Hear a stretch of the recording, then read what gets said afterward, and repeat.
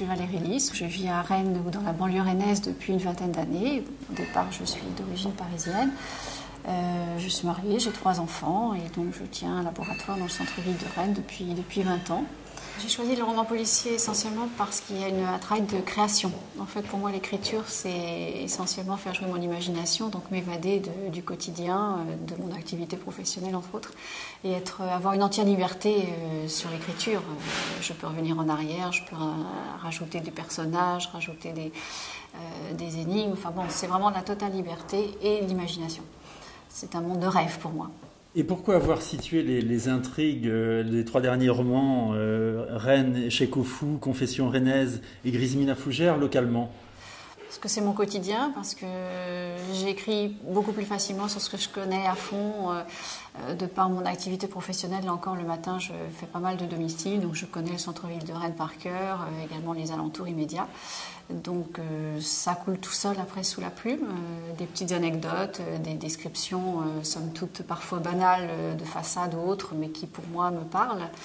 Et je crois qu'à la finale, ça donne une vision du livre un petit peu différente. D'ailleurs, mes lecteurs souvent maintenant me disent il y a l'énigme, il y a l'enquête, mais il y a également le fait qu'on circule dans la ville que l'on connaît et ça donne une connotation au livre différente. Quel est votre personnage principal, le commissaire Velcro? Comment le décririez-vous? Le commissaire Velcro, c'est un commissaire qui, contrairement à beaucoup de commissaires, est bien dans sa peau. C'est un homme qui aime bien la vie à tout niveau, qui aime bien manger, qui aime bien les femmes, qui a une femme qu'il aime, qui a des loisirs qui reviennent souvent dans le livre parce que ça me sert également au niveau de mes énigmes. Donc il fait des mots croisés, c'est un musicien, il fait de la trompette, il aime la musique classique. Donc c'est un homme qui est vraiment bien dans sa vie et qui va progresser de façon tenace, d'où bien sûr son nom Velcro. Pour aller jusqu'à résoudre ces enquêtes. Et pourquoi il est parisien? Parce que moi-même je suis d'origine parisienne, peut-être.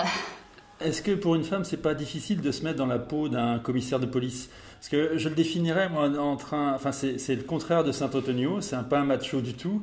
Au contraire, c'est une sorte de Colombo assez fin. C'est vrai que beaucoup de personnes m'ont dit pourquoi est-ce que c'était pas une femme, parce que peut-être moi-même étant une femme, ils pensent que c'est plus facile. Non, au contraire, comme je ne veux pas du tout me mettre dans mon livre, en fait, je reste à l'écart, donc je pense que c'était important pour moi que le héros soit un homme, mais un homme, comme vous le dites, qui n'est pas du tout Saint-Antonio, donc qui est finalement peut-être relativement féminin. Il n'est pas vulgaire, il n'est pas... il fait attention à son aspect extérieur, donc il y a peut-être du féminin, mais je tenais à ce que ce soit un homme. J'ai beaucoup plus de facilité de parler des hommes que des femmes. C'est une approche assez féminine. Par exemple, vous dites quand vous arrivez à la piscine, parce qu'il va souvent à la piscine aussi, son slip de bain, mouler son fessier, a damné une nonne. J'ai l'impression que c'est une observation de femme, ça. Ah oui, certainement, oui. Oui, je le décris peut-être en tant que femme, oui, tout à fait. Je décris un homme, en fait, donc certainement le côté physique et... Oui, je pense qu'il y a une écriture féminine. Et en plus, il fait attention à sa ligne. Oui, il a un petit ventre, donc... Votre formation de médecin biologiste, est-ce que ça influence votre écriture? Est-ce qu'il y a des aspects sur lesquels vous insistez davantage du fait de votre formation? J'espérais pas, puisque pour moi, donc l'écriture c'est un loisir, donc c'est une manière, comme je vous ai dit, de m'échapper et de faire autre chose justement que mon activité professionnelle. Par contre, j'ai un retour où apparemment ça ressort malgré tout parfois un petit peu plus que je ne le voudrais. Le 3e en particulier, Grismina Fougère, où je parle un petit peu de génétique. Certaines personnes m'ont dit qu'il y avait quand même beaucoup de médical, de même qu'il y a des fois des techniciennes qui reviennent avec des tubes du laboratoire, de la psychiatrie un petit peu. Donc c'est vrai que le côté médical a l'air de ressortir un peu plus que je ne veux, mais c'est pas forcément un mal. On sent dans votre écriture une fibre de l'écriture, quoi. Est-ce que c'est pas difficile de se plier au code du polar? Non, je crois qu'il n'y a pas un style de polar particulier. D'ailleurs, je fais partie d'un groupe Calibre 35, là sur Rennes, où nous sommes donc 10, voire maintenant 11 auteurs donc, de polar. Et si vous lisez chacun de ces différents auteurs, on a des styles très très variés les uns les autres. Moi, je suis un style très classique. Peut-être parce que je suis très classique moi-même, peut-être parce que je suis une femme, je ne sais pas, mais c'est vrai que ça se rejoint plus à l'écriture style Agatha Christie, où ça se passe dans le milieu plutôt bourgeois centre-ville. Mon écriture est vraiment très classique, alors que d'autres polars vont être beaucoup plus sanglants, vont avoir un langage beaucoup plus oral. Donc il n'y a pas un style polar, je crois pas. Je crois qu'on peut écrire n'importe quelle façon ce polar. Ce que je voulais dire, c'est que l'écriture du polar est quand même un peu nerveuse, les phrases sont courtes, il y a beaucoup de dialogues, il y a beaucoup de factuels sans enflure, enfin, il n'y a pas d'inspiration très poétique, il n'y a pas tellement de métaphores, enfin... C'est pas propre à une expression très littéraire. Et on sent qu'il y a quand même cette pointe chez vous. Ah oui, j'aime bien essayer de faire des belles phrases. Je ne sais pas si j'y arrive, mais c'est vrai que de temps en temps, j'essaye de faire des descriptions en particulier qui ralentissent peut-être le rythme du livre, c'est vrai. Mais j'aime bien faire des jolies constructions, des comparaisons, essayer de faire transparaître des pensées à travers les personnages. Il n'y a pas uniquement de l'action. Bon, certes, c'est un polar, donc il faut quand même pas mal de dialogues et des phrases courtes pour que l'action avance et avance relativement vite. Mais en effet, j'essaye de faire des belles constructions de phrases et je me fais plaisir. Qu'est-ce qui fait un bon polar? L'intrigue, enfin, comment faire des rebondissements? Est-ce qu'il y a des recettes que vous appliquez ou est-ce que ça vous vient tout seul? Non, je n'applique aucune recette. Je crois que c'est le lecteur qui va nous dire quel est un bon polar. Il y a certains lecteurs qui me disent finalement l'intrigue pour moi est secondaire. Ce qui compte c'est la façon dont vous approchez les personnages, la façon justement dont vous décrivez Rennes, ses alentours, les pensées intimes de ces personnes. Certains vont dire au contraire, non, moi ce qui m'importe c'est je cherche qui a tué, et si je le trouve largement avant la fin c'est un bon polar, et si je suis surpris à la fin c'est un bon polar, donc je crois que chacun y trouve son compte. Pour moi personnellement les deux sont intéressantes à écrire.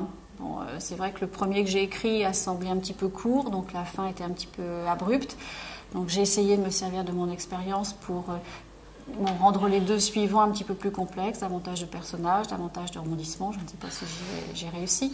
Mais bon, ça c'est intéressant pour moi, tout en laissant, donc, comme on vient de dire, des phrases de réflexion, des phrases construites qui pourraient ne pas s'intégrer dans un polar. Quand est-ce que vous écrivez ? Alors j'écris surtout le soir et puis le week-end. J'ai la chance de pouvoir me concentrer, je pense, assez facilement. Donc j'ai pas besoin du tout de m'isoler dans un bureau, de me préparer pendant des heures avant de pouvoir remplir une page. Ça me vient, bon, si j'ai pas envie d'écrire, j'écris pas. Et puis si j'ai envie d'écrire, ça me vient facilement. Donc c'est le soir en famille, dans le salon, alors que la télé marche éventuellement, alors que mes enfants sont autour de moi. J'ai pas du tout besoin, je peux m'isoler dans ma tête facilement. Au contraire, je dirais même que je crois que je ne serais pas à l'aise de m'isoler et de me priver du coup de plaisirs familiaux ou autres. Je me culpabiliserais même peut-être. Donc mon univers quotidien me convient tout à fait pour écrire. Alors j'ai remarqué dans les deux derniers là, que l'intrigue, tout se résolvait à la fin dans une sorte de psychodrame, et j'ai remarqué que le commissaire un peu débonnaire en même temps était un petit peu sadique parce qu'il faisait trembler même les innocents.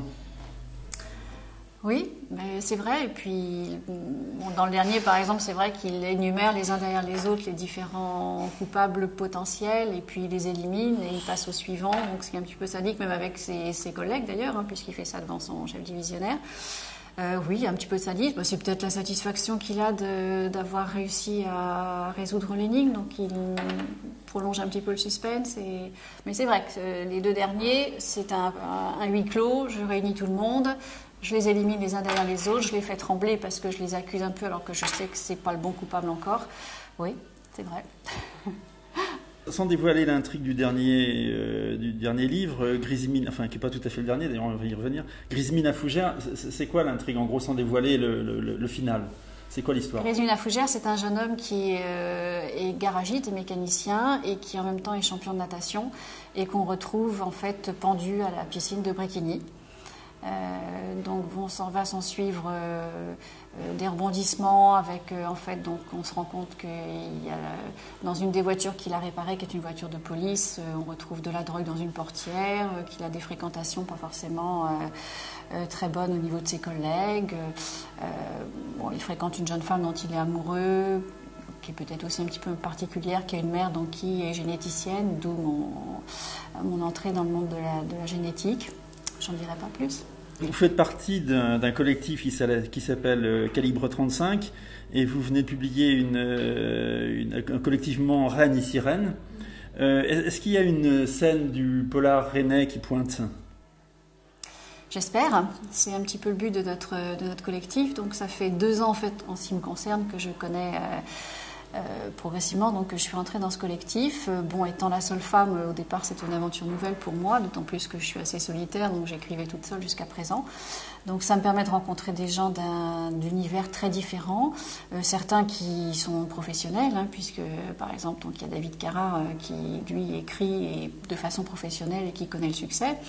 D'autres également, Frédéric Paulin, d'autres sont plus versés musique comme Franck Darcel, qui était un ancien guitariste. Il y a un autre médecin également, Yves Tanguy, donc, qui est médecin à Béton. Donc vraiment des styles d'écriture, des façons d'écrire différentes, et puis ça nous donne effectivement un pouvoir, puisque une puissance, on est du coup invité davantage dans des salons de dédicaces, et j'espère qu'on va pouvoir dynamiser Rennes et sa littérature, d'une manière générale, oui. Est-ce que vous avez de nouveaux projets en cours ? Eh bien, donc là, il y a, comme vous venez de dire, Rennes et Sirène qui vient de sortir. On envisageait de faire, je crois, un livre de nouvelles tous les ans. Là, on a une séance de dédicace la semaine prochaine, donc à la FNAC tous ensemble. Enfin, on va se réunir le maximum ensemble.